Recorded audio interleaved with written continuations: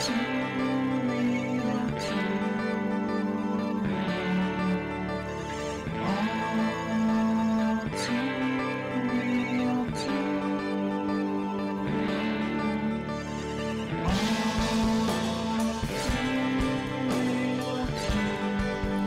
everybody, welcome to the latest episode of All Too Real 2. My name is Michael E. Cullen II, and with me, as always, is... It's Sesame Night and Carta. Okay, Sesame Night and Carta.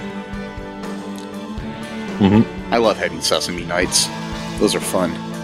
Yeah. You just eat sesame seed buns. Yeah.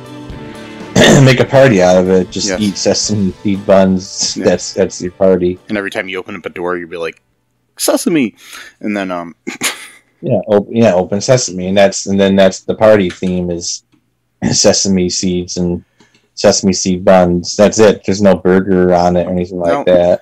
And no one really comes to those parties though, because it's not really. We throw sesame seeds at each other. Yeah, it's not that. It's usually just me. What's that? So it's usually just me. Yeah, it's kind of a niche kind of theme. But who knows, I might find someone that's into it, so. Yeah. A lot of kinks out there, So, yeah. It's the sesame seed kink. Yes. It's not sexual or anything, it's just, we just sit in chairs and throw sesame seeds at each other. Yeah, it's fun. That's it. Yep. That's the whole thing. Mm-hmm. So anyways, today on the show, we are covering the first episode of the Disney Plus series, Moon Knight. Moon Knight. Yes, the first episode is entitled The Goldfish Problem.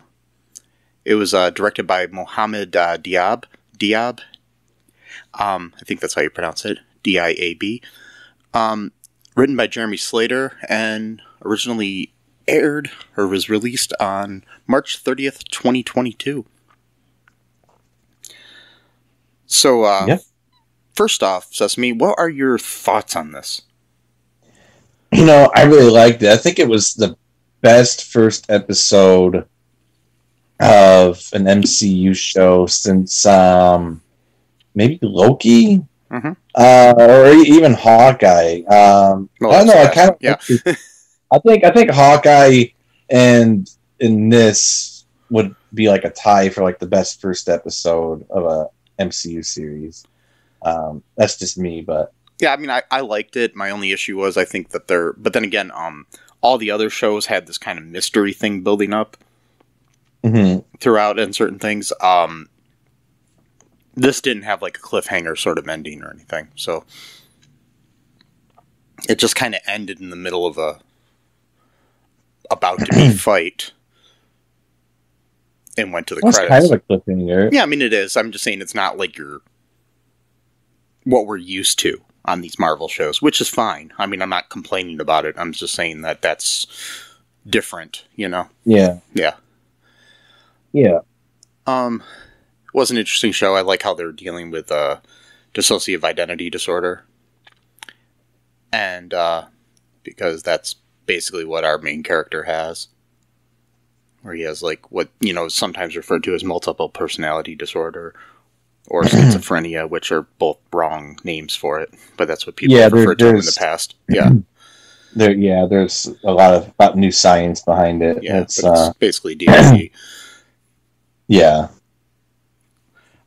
Which is interesting because, I noticed that the new Marvel shows they're bringing in people with, what are considered disabilities. You got,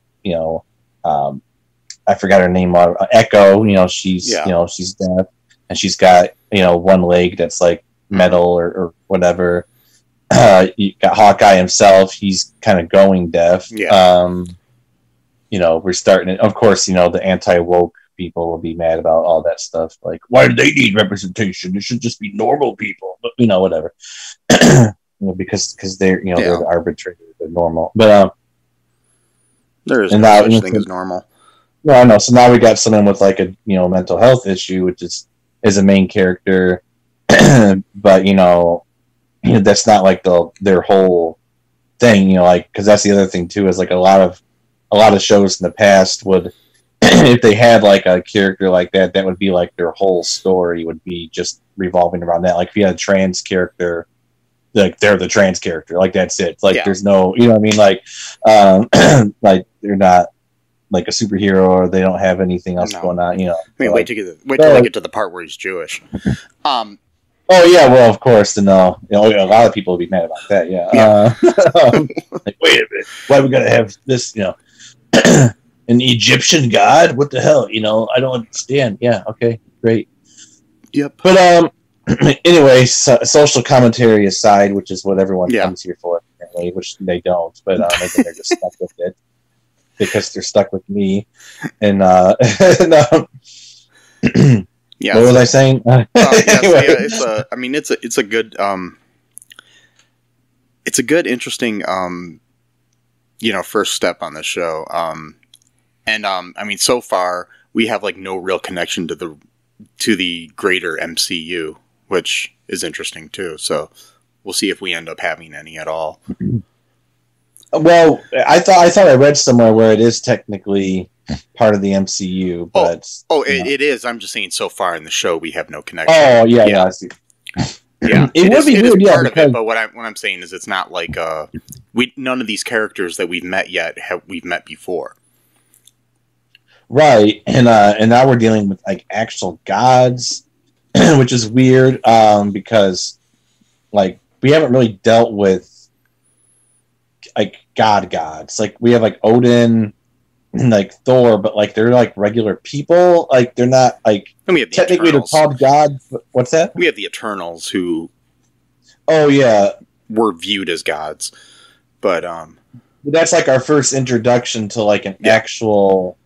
I guess personality would be the right word. Like what you would consider a god to act like, I guess is what I'm. It's kind of like it's kind of like, I think the Eternals was our was supposed to be. I mean, unfortunately, it didn't do as well as they were hoping. Our entrance into the like more theological, mystical sort of aspect of the MCU. Kind of like how Guardians of the Galaxy was our entrance into like the space aspect of the MCU. Right, and Doctor Strange is like in the mystic arts, but that's not dealing with like actual gods per se. So now we're getting to ancient Egypt. We'll see how accurate. Probably won't be that accurate, but like somewhat accurate. So yeah, I mean, it'd be interesting to talk about actual gods, or if they actually turn out to be actual gods, and if not just like aliens or whatever that are pretending to be gods, or whatever. We'll see. We're only one episode in, so yes. So, all right. Now that we got that out of the way, what happens in this episode here? Stephen Grant. Is that his name, Stephen Grant? Yeah, Stephen Grant. He wakes up. He's doing his daily routine. He's what starts off is a really interesting scene. So there's this guy. He's like doing kind of like a ritual. He's got like a glass of water, and then he drinks it. He kind of rubs his finger around the edges to kind of symbolize something, whatever.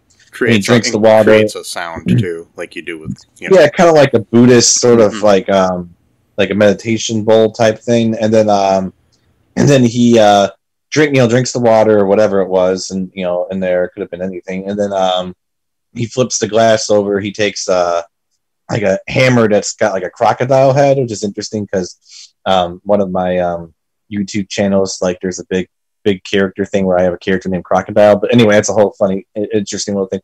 Anyway, so he bashes the glass. He like wraps it up in like a towel that he had like sitting down, underneath the glass. And then he bashes it, and then he pours the sharded shreds of glass into his like shoes, which are kind of like sandals type of shoes, Crocs maybe, I don't know. And then he puts.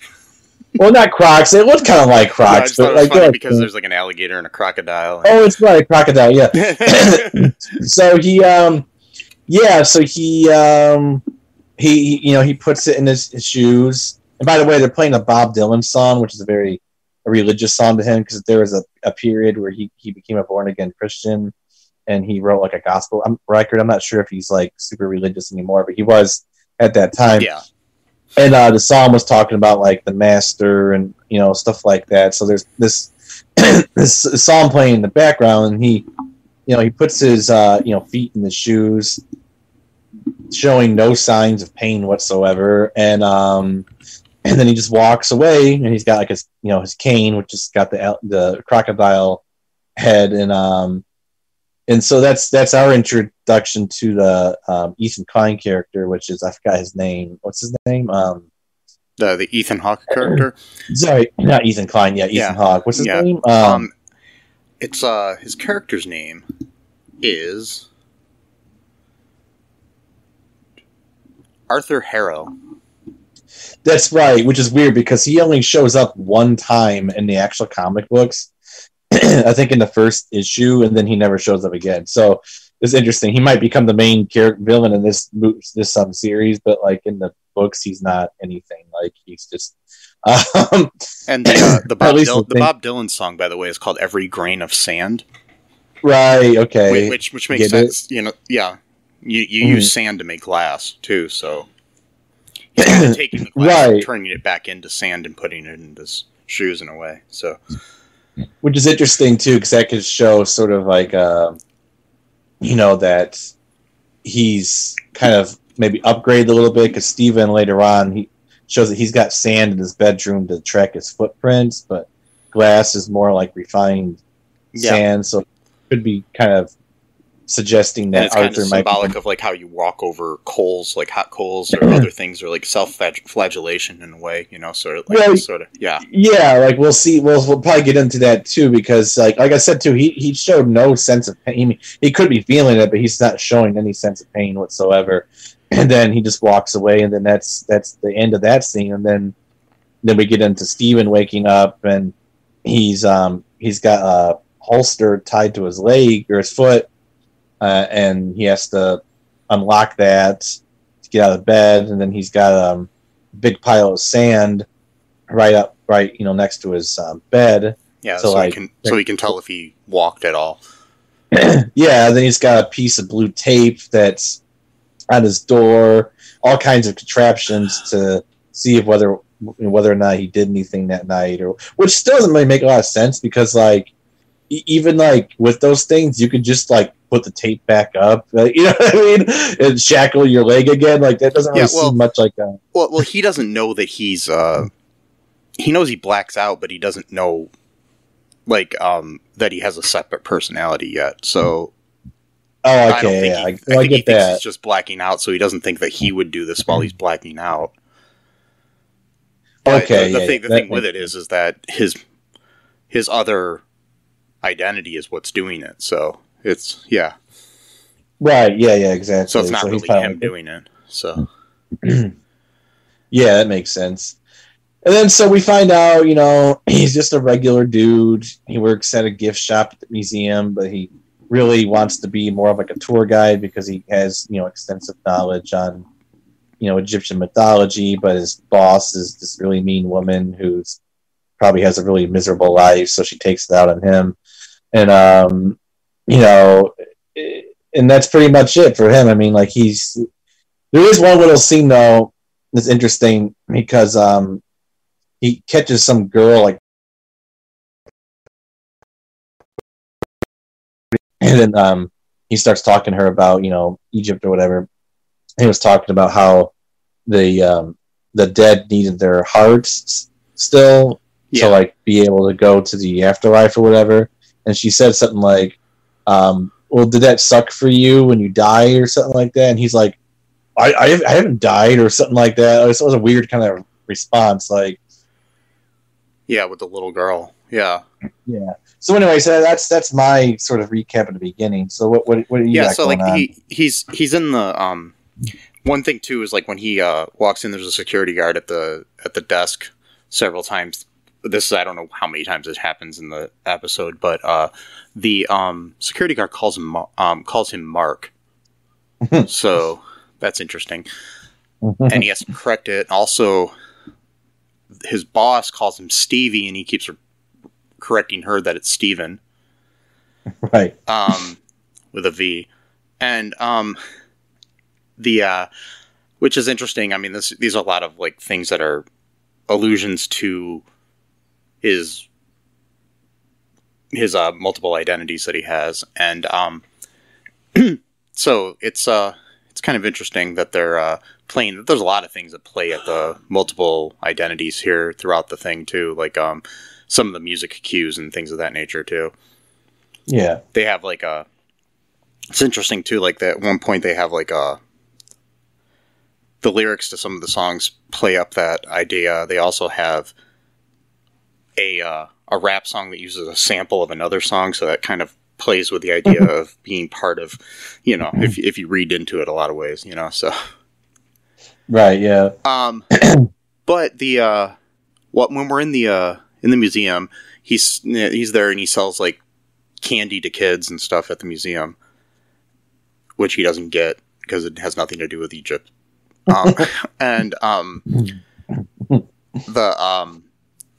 While he's there, this attractive woman comes up, and turns out he asked her out and didn't remember it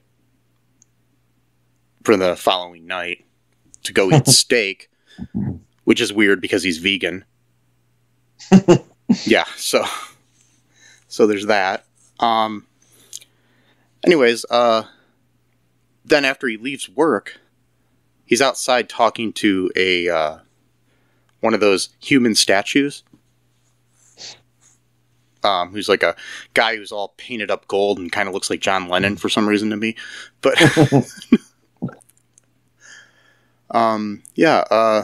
that's basically what happens there. And I guess he looks kind of like a character in the comic books too, from what I've read. Can't remember the character's name though, off the top of my head. Yeah, I saw something like that too. He looks. I couldn't tell if he was an actual statue or a person. Oh no, he was a person. You could, okay. Yeah, if you looked close enough. Yeah. So he has this point where he goes home and he goes to sleep at night. He wakes up in another country altogether. And then witnesses like this cult meeting led by Ethan Hawke's character of Arthur Harrow. And when he wakes up there, he also has a golden scarab in his hand. While there during this like cult meeting that he witnesses, Harrow has this scale tattoo on his arm that is able to help judge people, whether they're good or bad. And it moves. And the ends of it look like an alligator or a crocodile as well, which are interesting. Mm-hmm. And he's basically he's using this Anubis goddess that a jackal monster that is that the or no god is Ammit, sorry, not Anubis. Anubis is is the jackal monster later, sorry. I was jumping ahead. But Ammit, who is like this goddess who I guess judges people, and he basically ends up killing this old lady because she's not good, even though she's lived a good life. And he says that it's kind of like almost like a Minority Report sort of thing, where you got a precognition to what's going on, in her life, that she's going to be bad. Right. Well, Ammit's supposed to judge your past, present, and future. So, that's kind of what it is. It's like she may have lived a good life now, but 2 days from now, maybe she'll murder someone, but she won't know it until it happens or whatever. And which is kind of dangerous in a lot of ways. Yeah, if you've ever seen the movie Minority Report, we know why that's dangerous. So we know why it's thing. Plus, we got God doing it now, not technology. And yeah, and the thing is, though, he looked genuinely sorry. Like I think, at least for now, he does seem like he's a true believer. Like he does not seem like he's a con man. I think he like, and I have a theory actually for later on, like the series finale or maybe even close. I think Ammit's going to judge him unworthy. I think he's just going to accept it because I think he's so devoted to her that even if she judges him not worthy, he's like, okay, well, that's her decision. Like, you know, yeah. I mean, we'll see. That would make sense. That'd be good writing if they do that, but we'll see. Yeah, I mean, we'll see. Yeah, that's just something I thought of earlier. Yeah. So, what happens next? Well, yeah, he wakes up, his jaw's all out of lock and stuff, so he's got to crack that back. That looked really weird. And these guys start shooting at him, and, you know, because, you know, he's Mark Spencer mercenary at that point, and or as far as we know. And then he puts his hoodie on, which is weird because it's kind of like a white hoodie, so it's sort of like a kind of like a what do you call it? Like a not precursor, like a premonition. I can't think of the word, but whatever. Foreshadowing. Yeah, there you go, foreshadowing. Yeah, and Mark Spector is his other name. So yeah, yeah. So he's recognized by Harrow, and but he thinks he's the Mark Spencer character, and he's like, oh, like you come here, like you dare to come here type of thing, but Steven has no idea what's going on. So so he's like, please give us the scarab or whatever. So he's like, yeah, sure, I'll give it to you. But then like you hear like a voice of Khonshu is like, don't let him, don't give him anything or whatever. So like he'll like put his fist over it real hard so he can't give it to him. So he's trying to pry his fingers open, then his arm like goes way back and he's like trying to like move his body so his arm will at least and then he just starts walking like backwards or whatever, like he's not controlling his body whatsoever. Like, and Khonshu is voiced by F. Murray Abraham, so right, which is cool. Which that guy was in Homeland, great actor. And he was in Amadeus. That's right, Amadeus. He played what was the guy's name? The rival Salieri. composer. Yeah, that's right. I forgot. Yeah, that was a great movie, and he was great in that too. Yeah, so Khonshu does not like Steven. He's like constantly like demeaning him the whole time. Like, oh, the idiot's in charge again. It's like, dude, like fuck off. Like he doesn't know what's going on. It's not his fault. And well, that's what I tell myself all the time. But what? That the idiot's in charge. Oh wait, sorry. Oh yeah. The idiot's in charge again. Yeah. At one point he calls him a worm. He's like, "Well, like, sacrifice, give the body back to Mark, you worm." And it's like, so it's like a very like mean spirited God. Like, so it kind of makes me wonder, like, Ammit's supposed to be bad. Well, Ammit's just judging people based on her extensive knowledge of the past, present, and future. So that's not like, that's basically what you would call predestination in theology or philosophy. So like so we're getting into that. So, she might not be bad. It's just, she just might know that someone's going to do something really bad in the future. It's not her fault that the person's going to do that. And, it would be wrong from her perspective, it would be wrong not to judge them. Like if someone just decides one day they're going to become a serial killer, they've done nothing wrong throughout their entire life, do you not judge that person, or do you wait for them to become a serial killer and let them kill 50 people before, you know what I mean? So like, do those 50 people deserve to die too? That's the whole thing though. Like, it's kind of like a cop with a gun though. So you kind of, What's that? I didn't hear that. It's kind of like a cop with a gun. You kind of don't know, should you judge somebody before they do something? Well, no. Yeah, but Ammit's a little bit better than that because she has knowledge. As far as we know. Yeah. Who knows? Arthur could just have the power and he could just be deciding on his own who's worthy or not, just to keep up the charade of Ammit may not even exist. Who knows? Yeah, we don't know. But the thing is, though, if he is putting glass in his shoe and no one sees him do this, so it's a private matter, that kind of does imply that he does believe, because why would you do that if no one's watching you? Yeah, these ritualistic,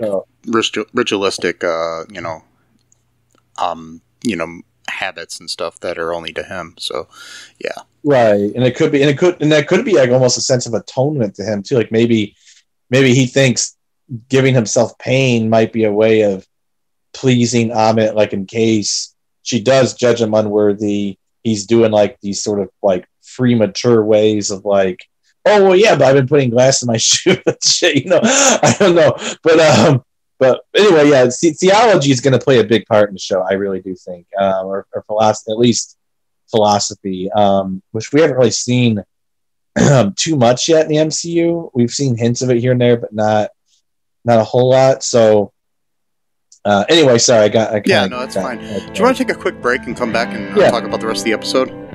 Yeah. Okay, we'll be right back, folks. No Outlet Live. Hey, I'm Jay Remy, host of No Outlet Live. If you're in a podcast that explore any and everything, check us out. We stream anywhere you listen or watch podcasts, or just type No Outlet Live, one word, in your Google search bar to find the show. Live Saturdays at 7 p.m. Eastern Time on Facebook. No Outlet Live, your road to boredom ends here. Do you like Tessa? Do you think this will be a date that can last? Well, she's not very articulate. And we are back. And during the break, we have learned that a scarab is just a type of beetle, much like Ringo. Yeah. Yes. Ringo to the stars. Yes. Yeah. So I'm going to just call the scarab from now on Ringo. Yeah. Okay, you can do that. You go ahead and do that, sure. Why not? I could call it Pete Best or something.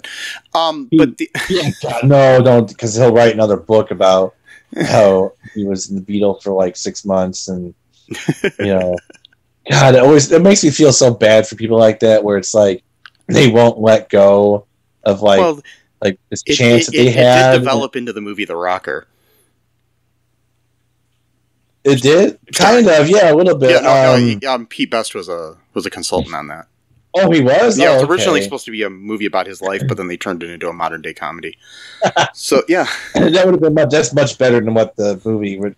Yeah, because it's Rainn Wilson, great movie. Yeah, it's just a shame that Rainn Wilson, like he can never get past Dwight Schrute, and it's like it's not his fault. It's just like people are stupid and they just want to hear like the classics, like the whole thing with what was that comedian's name? God, I'm like, I can't think of people. Like, I'm worried like my cognitive skills are going away. Like the dude, like the guy from Taxi, what was his name? Andy Kaufman. Andy Kaufman, yeah, like he was like doing this weird avant-garde comedy, and people just wanted to hear him quote lines from a TV show, which again doesn't make any sense. How would that entertain people? Like, you're not even watching the show. Which is interesting because the movie Man on the Moon was directed by Milos Forman, who also directed Amadeus. Well, oh my God! So now we got a whole thing going on here. Yes. Not to mention the fact that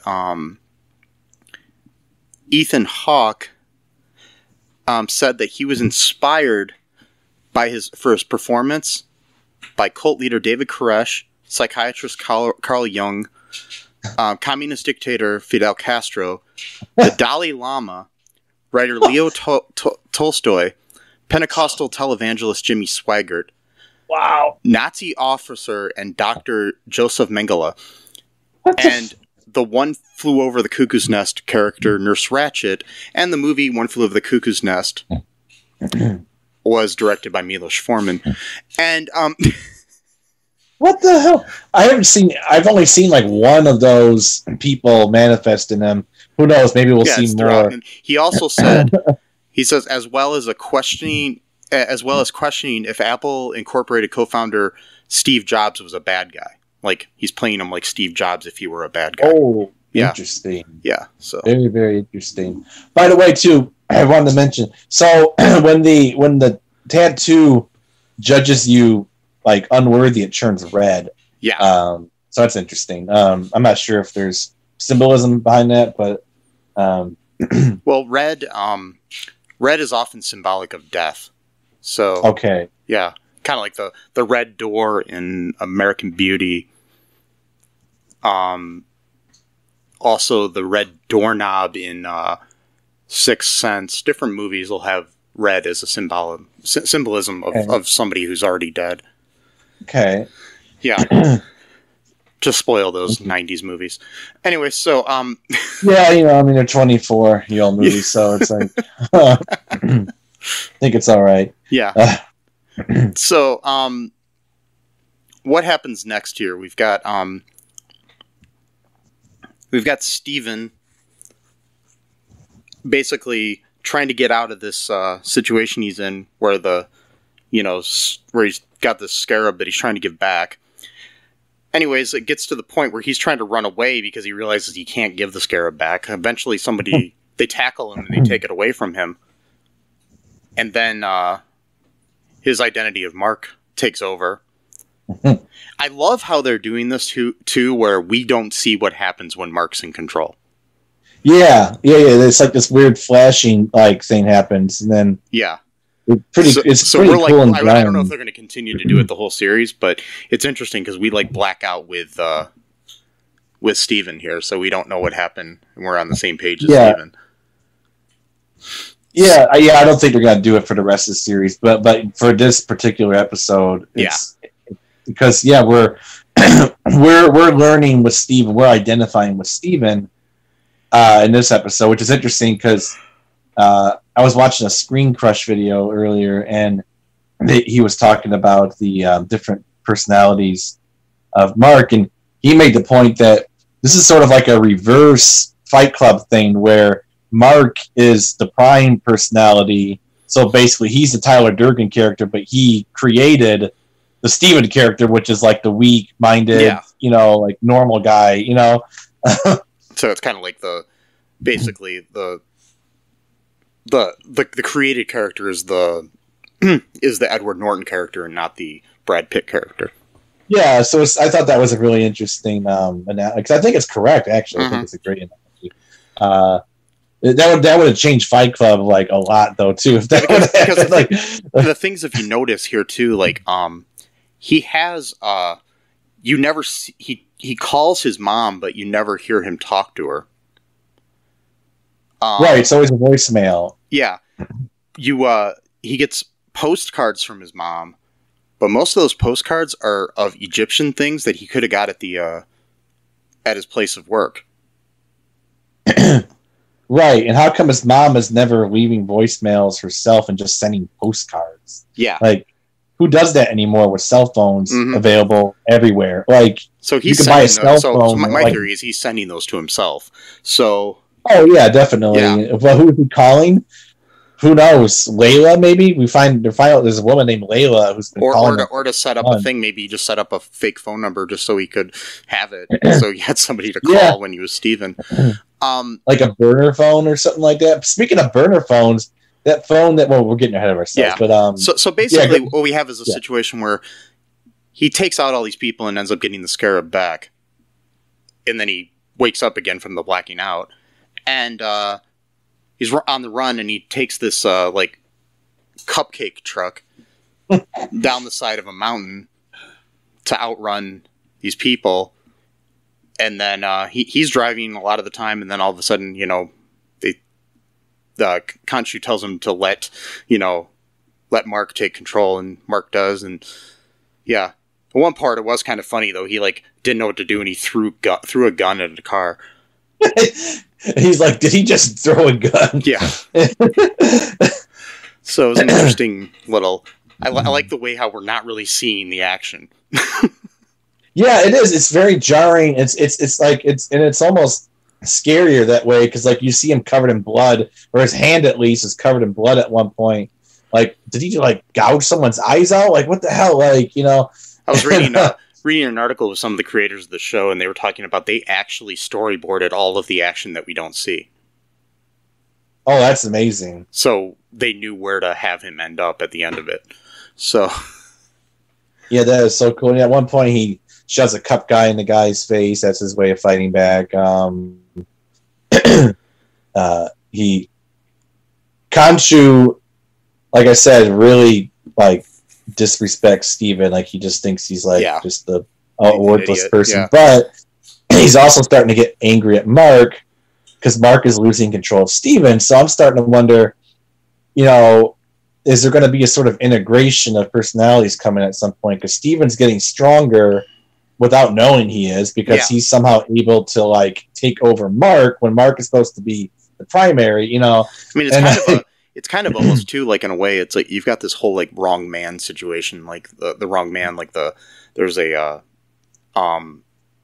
Hitchcock movie that he did twice. Actually, he remade the movie twice, where it's about a guy who's mistaken for an international spy because he looks like him. So it's kind of like that, like kind of like Steven is kind of in a similar situation, except for it's all in the same body as opposed to two guys that just happen to be like twins. Right. You know, so yeah. Right.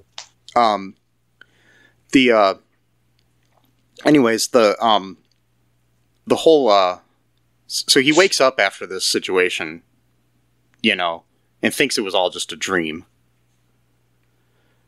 which should be a messed up dream. But yeah. Anyways, so what happens after he wakes up? Are you asking me? Yeah. Oh, okay, cool. He finds out that his fish has two fins now because it had one fin. Yeah. And then he returns it to the store, and he's asking the lady who works there, if fish can grow an extra fin or whatever. And she's like, no, they all have two fins here. It's like, if you want to buy a disabled fish, I'm pretty sure there's other stores or whatever. Yeah. And then she's like I told you yesterday. He's like, wait, no, I wasn't here yesterday. And she's like, yeah, okay, whatever. And yeah, so basically what it seems like is that he just bought another fish to replace the other fish that died because he didn't feed it.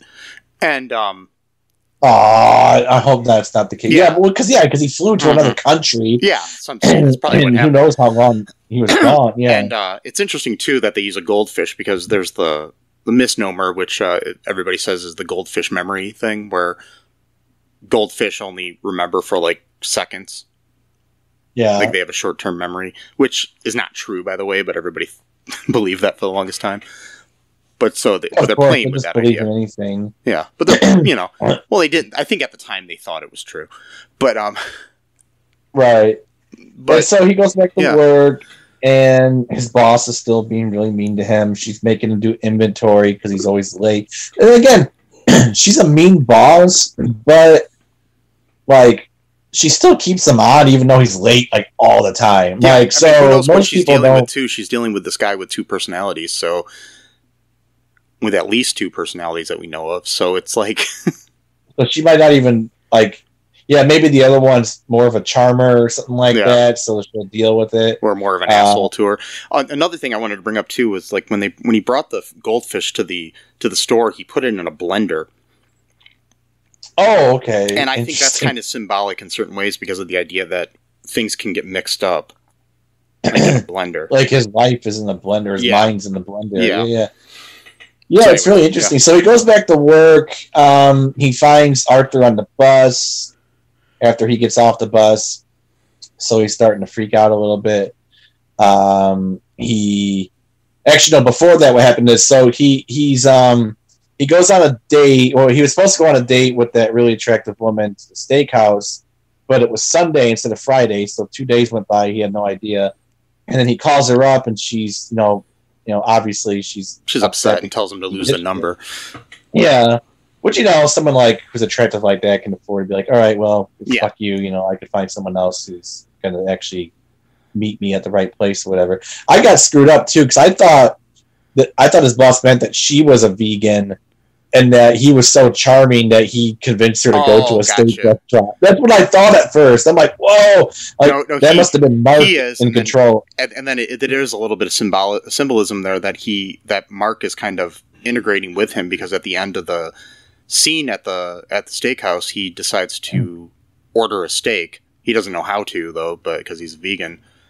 So exactly, he's like, that was such a bad scene too. He's like, what kind of cut would you like? It's like just the good, like just the best kind, and the best okay, bits. yeah, the best bits, and how would you like that cooked? Like good. He's like, oh, I guess I'll put you as medium well or well done or whatever. Mm-hmm. Which apparently steak lovers think that's terrible. That's like a thing, I guess. Like, I guess it just depends on the lovers. So I know does, people like it all different ways. Personally, so, yeah. I like mine on the rare side, but that could just be because I'm like a werewolf or something like that. But and we are talking about people know that. Yeah, I shouldn't have said that. But anyway, so he brought her like candy and stuff. Like he was really excited to go out with her, but it was the wrong day. So he's depression eating at home and dejected. He gives some sprinkles to the fish. Doesn't nothing happen. Or is that when he realized he had two fins? I don't remember. I'm kind of maybe I don't remember the timeline. But whatever it is. Anyways, that I think that was after because I'm pretty sure that was after he went to the pet store. But then he ends up back at work, and Arthur shows up. And we realize that some of the other people working there are basically part of Arthur's little cult. So it's like one of those weird things. But I was going to say, though, before that, so he finds, when he's depression eating, he finds something weird. Oh, yeah, I forgot and then about on that. The floorboard, so he steps up and he finds a hidden, like, old Nokia, like, old type cell phone from, like, 2003 or something like that. Yeah. And then he sees all these missed calls from a woman named Layla. And there's one of the guy who called him, and then he's about to call Layla, but then she calls right at the same moment, and then she's like, like, oh, thank God you're alive. I've been trying to call you for months now. You just fell off the face of the earth or whatever. And she calls him Mark, and he's like, why did you just call me Mark? And then she hangs up. So I'm starting to wonder, did Mark tell her about the fact that he has this disorder? And then so when she called him and then realized that wasn't talking to Mark, it's like, oh shit, I better hang up now because I don't want this guy knowing too much, or whatever. I don't know, but my thing is why would Mark be avoiding her calls for all this time too?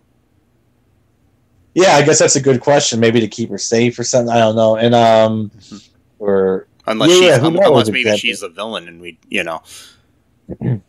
Yeah, maybe. And so that's then I wanted to bring that up because that's what happens before he goes to work the next day, and then that's when we see that Harold's got followers inside the museum. I'm like, oh my god.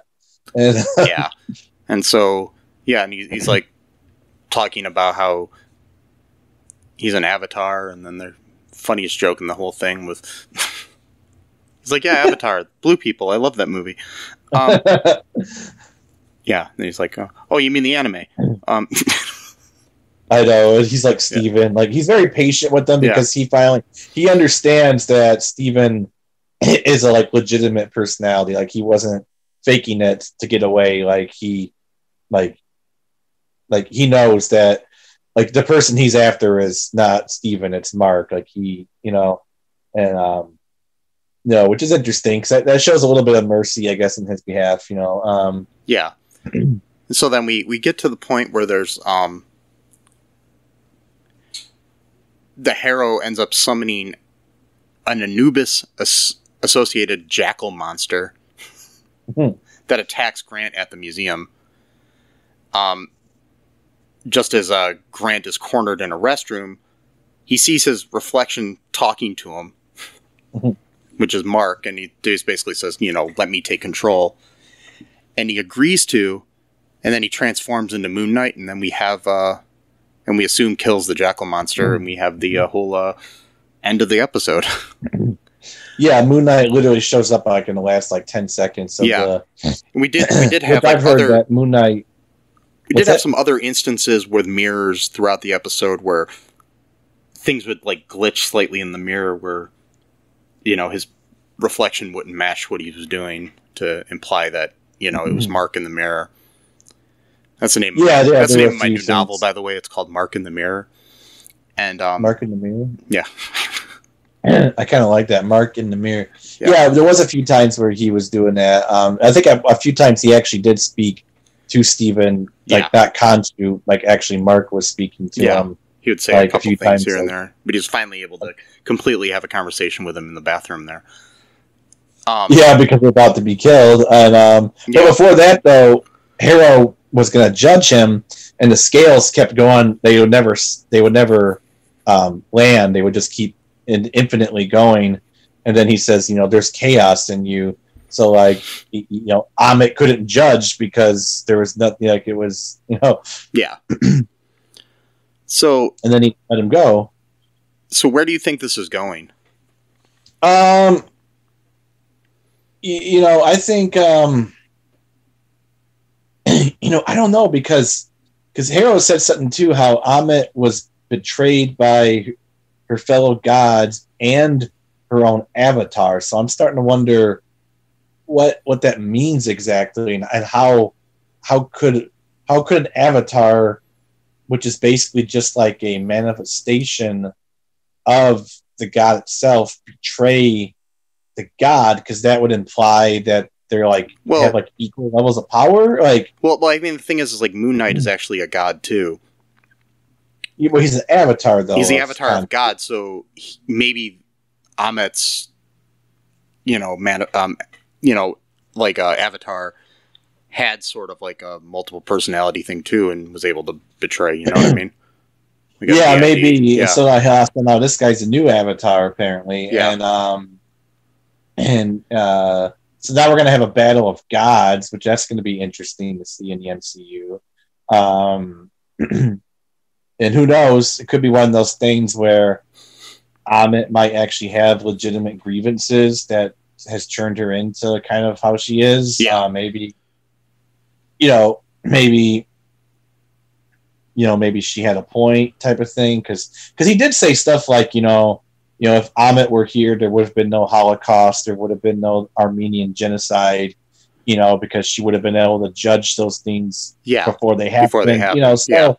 So there is a sort of sense of justice. It's not really a power trip. The intention is not like a power trip, but then at the same time, it's like, well, you just killed an old lady. It brings up that philosophical question too. Like, if you know something's going to happen, do you want to prevent it from happening before it happens? Like, if you could time travel and go back and kill baby Hitler, would you? I probably would. But it wouldn't matter though, because someone else would come up who would be just as bad. And I mean, the thing is bad things happen throughout history, but sometimes those bad things had to happen to create change in the world. Even if they were completely horrible things that happened, the world would be a different place if they didn't happen. So it's like kind of, it's a paradox, Yeah, I just hate to be one of the people that has to be a sacrifice for the new world. Oh, I know. To come into being. Well, plus too, because like you said, like, well, you didn't say this, but like, it's an unfortunate fact that, technology, almost always first manifests itself into like military weaponry. Yeah. And then so all the technology we have now is basically a byproduct of weapons to some degree. That are space exploration, because we wouldn't have Tang or Velcro. Right. Tang, yeah, exactly. We wouldn't have that great tasting Kool-Aid mock-off or whatever. I've had it a few times. It's not that bad. Yeah. I used to drink it a lot as a kid.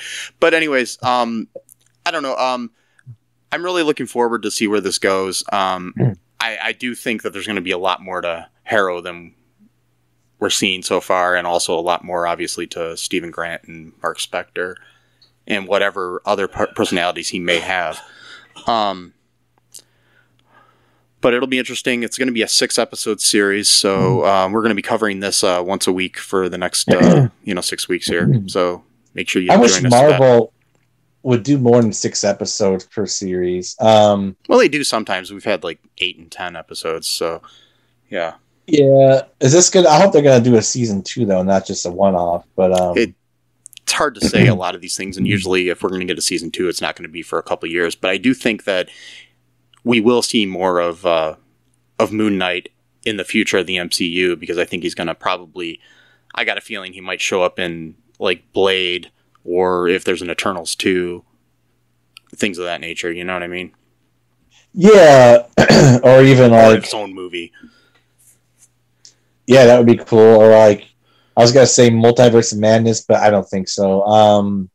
That he doesn't seem like he would be. Yeah, we don't know though. I mean, that movie is supposed to have like a cast of millions, so we'll see. Right, we're supposed to, apparently Patrick Stewart might be in it, but that could be anyone. Yeah. I mean, I heard last week that I'm going to be in it, but I don't know. Oh, okay, that's Yeah. cool. My whole thing, though, is again, is like, I think we talked about this once before, is, are gods the same in each universe? So, like, let's say if this Khonshu, like, the same person in every single multiverse, not like even like the same body, so it's not is like it one of there's those like like 100. fixed personalities like Wanda. Well, what I mean by that though is like, so for example, like there's like a book called The American Gods, or this is called American Gods, and the gods basically have power based on how much worship they get from their devotees, and at one point they said Jesus is like a billionaire in America because of all of like the televangelists and stuff like that. But in Afghanistan, I saw him hitchhiking because like 99.9% of the country's Muslims there, so he's not getting any worship there, which is a misnomer because Muslims believe in Jesus, just not. Anyway, that's a whole other thing. Anyway, so but that implied though that they were like a Jesus who was living in America and also a Jesus living in Afghanistan, so that they're physically two Jesuses. What I'm wondering though is, in the multiverse, is it just one person? Like not like let's say there's 1,000 different worlds, and you're gonna stack up 1,000 different Jesuses with the same personality. Yeah. What I'm wondering is if it's just one person physically. Yeah. Within, what I'm saying? You don't understand what I'm trying to say? I'm not really explaining it well. No, I understand what you're saying. I know it's hard for others to understand, though. So, it's... Oh, okay, wow. What I mean is not the way you're saying it, but I'm saying people that don't understand the whole idea of being like a fixed point in different things and like in different multiverses. So, there could be, and I mean, technically, from what I understand, I think certain characters, even like Wanda, are the same in every universe, even if they're not the same being, but they could still physically be the same being too. I don't know how it actually works, and I guess we'll find out in the Multiverse of Madness too. So, yeah, exactly. We'll find out if there's like physical duplicates, but they still share the same exact personality and memories and whatever, and which that would be crazy too, because that would be like an insane amount of power. Yeah. To collectivize. Yeah, and I do want to point out, I think it's kind of interesting that they have chosen, like, 4 of these episodes are directed by Mohammed Diab, who is an Egyptian film director too, so, which is really cool that they, a show about Egypt, they actually have an Egyptian film director doing it, so. Yeah. That is pretty cool, but, I mean, I hope we see Khonshu more.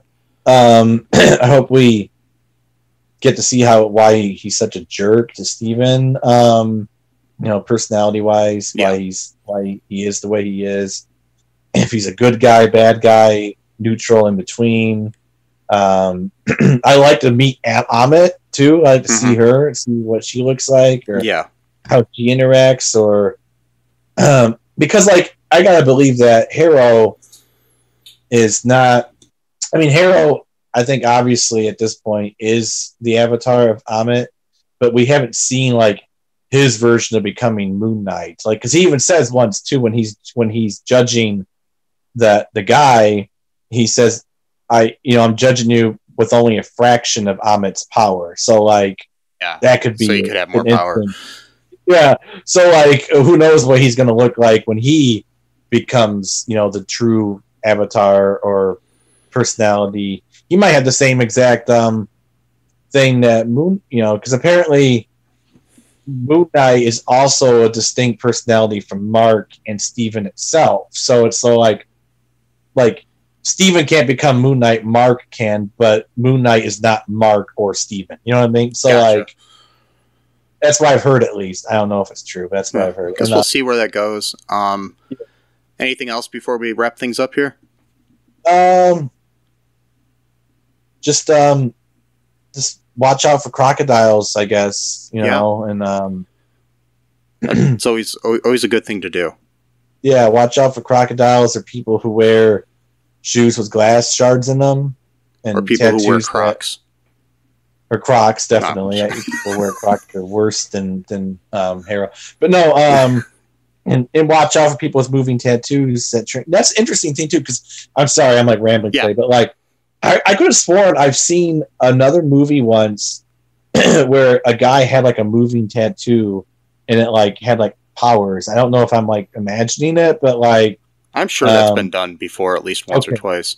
It sounds familiar to me too. I just don't know what it was. I know that there is superheroes either in the DC or the MCU that actually the tattoos on their body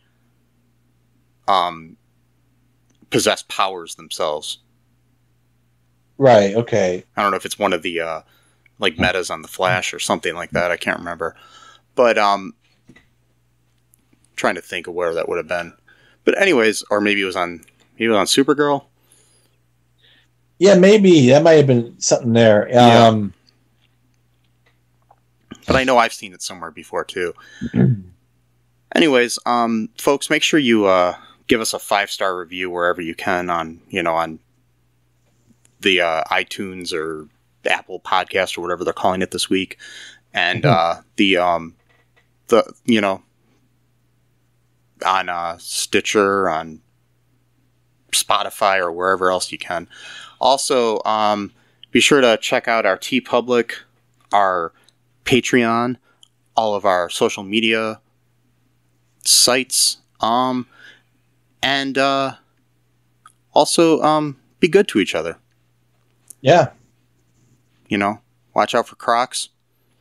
Yep. And wear a condom. Yep. That's all I got to say today. Yeah, I mean, just got to do it. Yep. Bye-bye. Bye. Thanks for listening to All Too Real 2 podcast, a Cullen Park production. Produced and edited by Michael E. Cullen II. Music by Matthew Hawes. Subscribe and share the show. Visit us at cullenpark.com.